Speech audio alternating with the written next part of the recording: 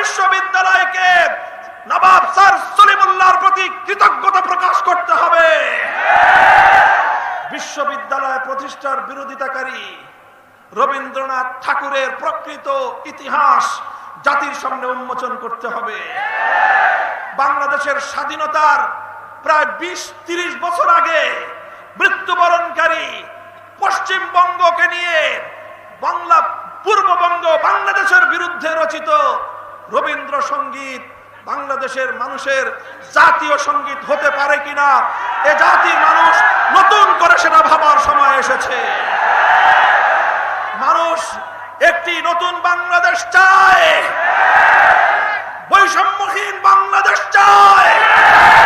এদেশের মানুষ ইসলাম বিরোধী ষড়যন্ত্র মুক্ত এক বাংলাদেশ চায়। এই বাংলাদেশ গড়ার জন্য আমরা সকল দল এবং মতকে আহ্বান জানাই। আমার দেশের মানুষের অধিকার নিয়ে যদি ছিনিমিনি খেলতে চাও, শাহজালালের সৈনিকরা আবার তোমার বিরুদ্ধে যুদ্ধে প্রস্তুত রয়েছে।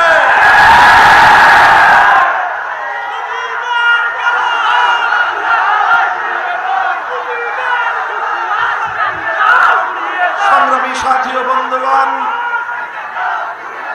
এই ফ্যাসিবাদী শেখ হাসিনা 5ই আগস্ট প্রত্যক্ষদর্শী যারা গণভবনে গিয়েছিল প্রথম মুহূর্তে তাদের বিবরণ এসেছে। দুপুর বেলায়ও 12 আইটেম দিয়ে তার দুপুরের লাঞ্চ তৈরি হয়েছিল।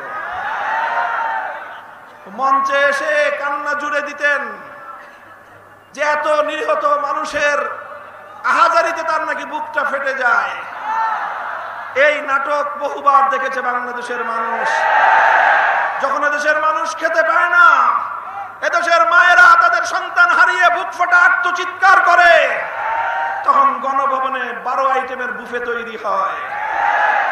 কিন্তু বিক্ষুব্ধ জনতার আন্দোলনের সামনে, সংগ্রামের সামনে সমস্ত পেশি শক্তি পরাভূত হয়েছে।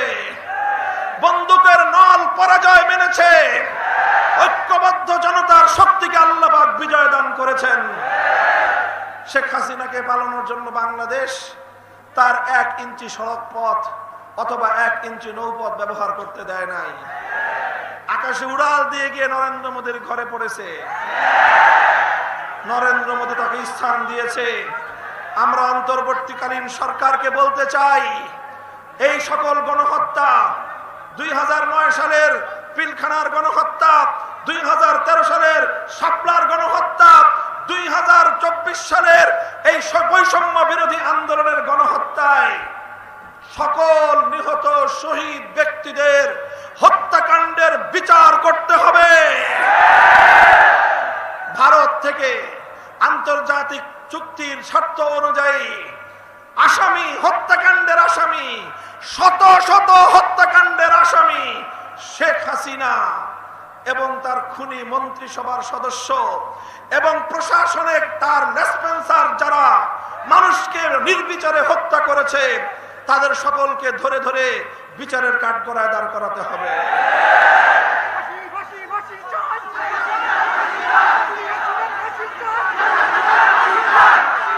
সেই সাথে বাংলাদেশ থেকে শেখ হাসিনা এবং তার সরকারের, শেখ হাসিনা আর তার দোসরদের, শেখ হাসিনা এবং তার পরিবারের পাচারকৃত লক্ষ লক্ষ কোটি টাকা আবার দেশে ফিরিয়ে এনে জনগণের কল্যাণে ব্যয় করার দাবি জানাচ্ছি আমরা। প্রিয় দেশবাসী, সিলেটবাসী, অতীতের সংগ্রামের মতো এই বৈষম্য বিরোধী আন্দোলনেও সিলেটের সংগ্রাম এবং সিলেটের ছাত্র জনতার ভূমিকা ছিল অত্যন্ত গৌরবজনক। শাহজালাল বিশ্ববিদ্যালয়ের মেধাবী ছাত্র এটিএম তুরাব ও রুদ্র সেন সহ সিলেটে যাদেরকে হত্যা করা হয়েছে, সেই সকল হত্যাকাণ্ডের জন্যও শেখ হাসিনা এবং তার দোসরদেরকে বিচারের মুখোমুখি করার আমরা জোর দাবি জানাচ্ছি।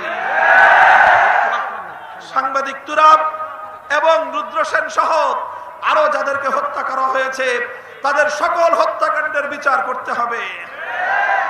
ইলিয়াস আলীর সন্ধান দিতে হবে। আর না হয়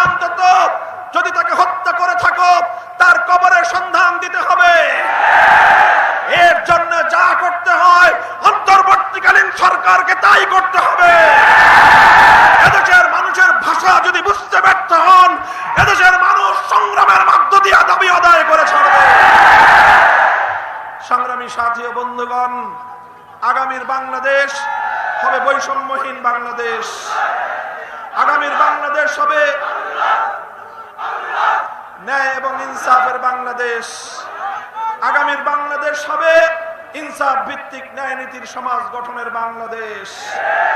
এই বাংলাদেশে যেখানে ইনসাফ থাকে, যেখানে বৈষম্যহীন সমাজ গড়বার প্রত্যয় থাকে, সেখানে আওয়ামী লীগের মতো সন্ত্রাসী সংগঠনের রাজনীতি করার কোনো সুযোগ থাকতে পারে না। শেখ হাসিনার রাজনীতি, আওয়ামী লীগের রাজনীতি, যুবলীগ এবং ছাত্রলীগের রাজনীতি, শেখ হাসিনা এবং তার যুবলীগ ছাত্রলীগের রাজনীতি বাংলাদেশের সন্ত্রাসের রাজনীতি। তারা করেছে খুনের রাজনীতি, মানুষকে ভয় দেখিয়ে আতঙ্কিত করে ক্ষমতার মসনদকে চিরস্থায়ী কুক্ষিগত করে রাখার চেষ্টা করেছিল। বাংলাদেশ প্রমাণ করে দিয়েছে জ্বলে পুড়ে মরে ছারখার, তবে মাথা নোয়াবার নয়। সাবাস বাংলাদেশ, সাবাস বাংলাদেশ, সাবাস বাংলাদেশ। শাহজালালের এই পুণ্যভূমিতে আবার যদি কোনো অত্যাচারী, স্বৈরাচারী, ফ্যাসিবাদী মাথা চারা দিয়ে উঠবার চেষ্টা করে, আমরা আবার রাজপথে নামবো ইনশাআল্লাহ। আমরা একটি ঐক্যের প্ল্যাটফর্ম তৈরি করতে চাই। মত পার্থক্য থাকবে, সংঘাত থাকবে না। মত পার্থক্য থাকতে পারে, ধর্ম বর্ণ ভিন্ন মত, আমরা সকলের জন্য দিতে চাই খেলাফত। প্রিয় সিলেটবাসী, আমি আপনাদেরকে বলতে চাই, আমরা বলতে চাই, বৈষম্য বিরোধী আন্দোলন যদি চূড়ান্ত পর্যায়ের সফলতা অর্জন করতে হয়, যদি চূড়ান্ত ন্যায় এবং ইনসাফ ভিত্তিক সমাজ গঠন করতে হয়, মানব রচিত কোনো তন্ত্রমন্ত্র দিয়ে পরিপূর্ণ ইনসাফ ভিত্তিক সমাজ গঠন করা কশ্চিনকালেও সম্ভব নয়। এজন্য প্রয়োজন সৃষ্টিকর্তা মহান রব্বুল আলামিন আল্লাহ প্রদত্ত রাজনৈতিক বন্দোবস্ত।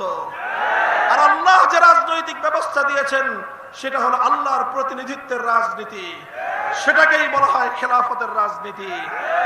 আসুন আসুন, বাংলাদেশে যে জাগরণ শুরু হয়েছে সত্যের পক্ষে, বাংলাদেশে যে জাগরণ শুরু হয়েছে, বাংলাদেশের মানুষ যেভাবে জেগে উঠেছে, ইসলামকে যেভাবে বাংলাদেশের অনেক জায়গা থেকে নিষিদ্ধ করে রেখেছিল ফ্যাসিস্ট শেখ হাসিনা এবং তার দোসররা, হুঁশিয়ার। ঢাকা বিশ্ববিদ্যালয়টা নবাব স্যার সলিমুল্লাহর টাকা দিয়ে এবং তার সম্পদের উপর গড়ে উঠেছে। সেই সলিমুল্লাহর নাম বাদ দিয়ে তোমরা ঠাকুরের জিগির তোলো, আর তোমরা সেটাকে তোমরা মৌলবাদ বিরোধী আন্দোলনের নাম দাও। আমরা বলতে চাই, ঢাকা বিশ্ববিদ্যালয়কে নবাব স্যার সলিমুল্লাহর প্রতি কৃতজ্ঞতা প্রকাশ করতে হবে। বিশ্ববিদ্যালয় প্রতিষ্ঠার বিরোধিতাকারী রবীন্দ্রনাথ ঠাকুরের প্রকৃত ইতিহাস জাতির সামনে উন্মোচন করতে হবে। বাংলাদেশের স্বাধীনতার প্রায় 20-30 বছর আগে মৃত্যুবরণকারী পশ্চিমবঙ্গকে নিয়ে পূর্ববঙ্গ বাংলাদেশের বিরুদ্ধে রচিত রবীন্দ্রসঙ্গীত বাংলাদেশের মানুষের জাতীয় সঙ্গীত হতে পারে কিনা, এ জাতির মানুষ নতুন করে সেটা ভাবার সময় এসেছে। মানুষ একটি নতুন বাংলাদেশ চায়, বৈষম্যহীন বাংলাদেশ চায়। এদেশের মানুষ ইসলাম বিরোধী ষড়যন্ত্র মুক্ত এক বাংলাদেশ চায়। এই বাংলাদেশ গড়ার জন্য আমরা সকল দল এবং মতকে আহ্বান জানাই, নিজ নিজ দলের রাজনীতি করুন যার যার জায়গায়। দেশের স্বার্থকে সকল দলীয় সংকীর্ণতার ঊর্ধ্বে তুলে ধরুন। সকলে মিলে যদি আমরা আগস্টের এই বিপ্লবকে সাফল্যমণ্ডিত করার জন্য ছাত্র জনতাকে সাহস জুগিয়ে যেতে পারি, ইনশাআল্লাহ এই বিপ্লব এবং গণ অভ্যুত্থানের উদ্দেশ্য কেউ ব্যর্থ করতে পারবে না। আপনারা আগামী দিনে আমাদের পাশে থাকবেন তো ইনশাআল্লাহ?